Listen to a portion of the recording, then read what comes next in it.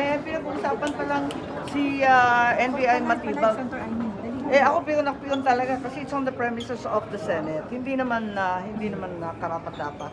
Ang astang parang mga hindi ko alam, hindi ako maniwala na NBI, ang gagaling ng NBI. Sino ba special agent na ganyan ang behavior? Bubugbugin, kukuyugin yung isang tao na usaa. Tama ba yun? Ayun. Pero ma'am, insistent daw po ang NBI na makuha si Senator Bato? Insistent na kunin nila yung kinontempt ng mga ahente nila. Insistent? But Insistent sila na may warrant sila pero hindi maipakita. Nakakapagtaka. Pinagpipilitan nila na may warrant sila mula sa ICC, sila daw magsiserve. Hindi ko maintindihan kung si Senator Trillanes, tinatakwil nila, hindi daw yun. At ako pinagtatakahan ko paano naman naging sheriff ng ICC si Senator Trillanes pagkatapos ngayon hindi ko maintindihan, di ba ako nag-imbestiga doon kay Presidente Duterte, yung pag-kidnap niya. Abay, ang pagkaalam ko, kinakailangan yung ICC magsasabi sa Interpol, ang Philippine counterpart ng Interpol, yung Philippine Council for Transnational Crime, yung PCTC. Hindi naman PCTC to NBI to At saka higit sa lahat, kinakailangan pumunta muna sa korte na Pilipino para for enforcement of foreign judgment, kailangan sila kumuha ng warrant. Asan yung warrant nilang Pinoy? so ma'am ngayon standoff. Ngayon ko sa kanila. So ibig sabihin, sorry Ako talagang bastusan na to. Sa katutak na bastusan, sinugod na yung Senate. Sinakta ng isang senador. Duguan si Senator Bato. Kaya laking tao. Talagang dinamba, rinesling, andyan sa may hagdan. Pagkatapos niyan, binugbog naman yung ating security isa. Ano ba naman to? Tama ba to? Konting respeto Ma'am, naman. anong naging paliwanag ni Atty. Matibag, ni Director?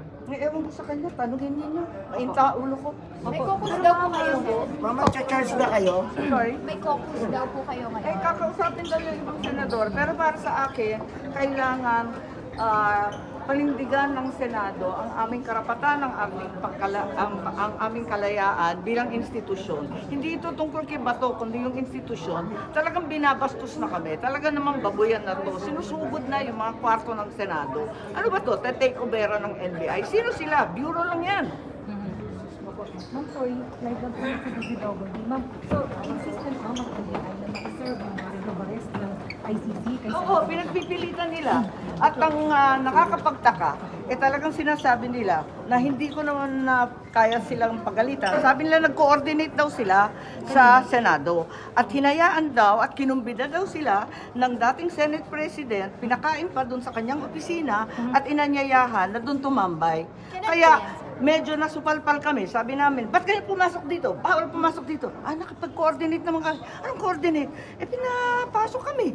Inimbita kami. Nag-coordinate kami. Pinakain kami. Pinapasok pa kami doon sa mga opisina. Tumambay. Yun ang sabi sa amin. Yun ang sabi namin. Okay, hindi na ganun ngayon. Pero, ang maliwanag, hinayaan sila at inanyayahan pang kumain. Sir, when was this encounter po with the SP Soto? Yung kiniklaim po na pinakain pa raw po. Totoo naman. Talaga Kailan- naman. kailan They were consulted kasi aarestuhin daw nila si Bato ng 2 o'clock. So nag-antay sila before 2 o'clock. Pinakain sila. Yun ang pagkaintindi ko dun sa kwento ni Matibag.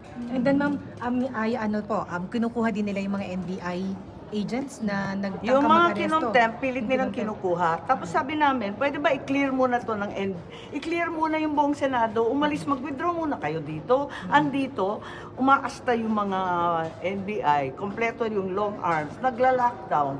Binubuksan yung mga sasakyan ng mga empleyadong papasok, pati yung papalabas. Ano ba ito? Dapat, ang una, mag-withdraw muna sila.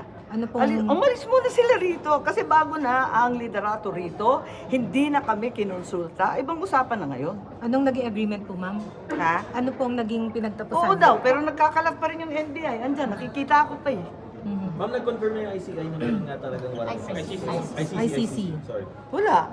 That there's actually a warrant of arrest. Sinabi nila? Yes, Hindi ko alam. Oo, tignan natin. Tignan natin hanggang hindi natin nakikita. Alam natin may proseso yan. Ako nag-imbestiga doon sa pagkakidnap ni Presidente Duterte.